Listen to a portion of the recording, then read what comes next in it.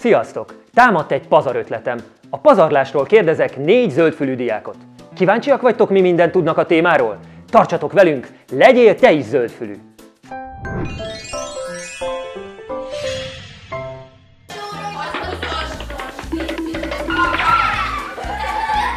Szerintetek mit jelent az a szó, hogy pazarlás? Az, hogy itt vágyod a csaport, Fölkapcsolva vágyod a víz. Például az is, miközben fogat mosol, meg közben a víz.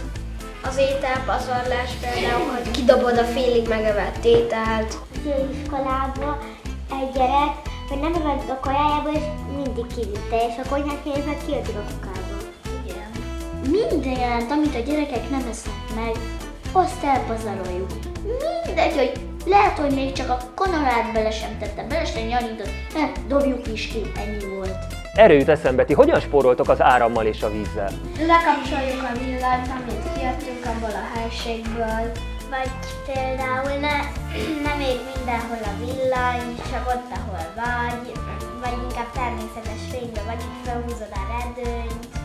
Igen, meg ezek a ruha újrahasznosítás, hogy megvarrott, hogyha mondjuk kiszakad, és nem egyből kidobod. Egy kifejező kaptam ruhákat, amit már kik voltak rá, és oda tettem. Hogyan lehet elkerülni a fölöslegesen sok vásárlást? Úgy, hogy nem vásároljuk meg, amire nincs szükségünk. Egyik barátnőmnek mindenhez veszik, amit akar. Van egy játék is, megvan valaki másnak. Megkérdezed, hogy milyen jó, esetleg elkéred tőle és kipróbálod. Egyszer csinálod azt, hogy egy nagy bevásárlás, de csak egyszer, és akkor nem kell naponta boltba járkálni.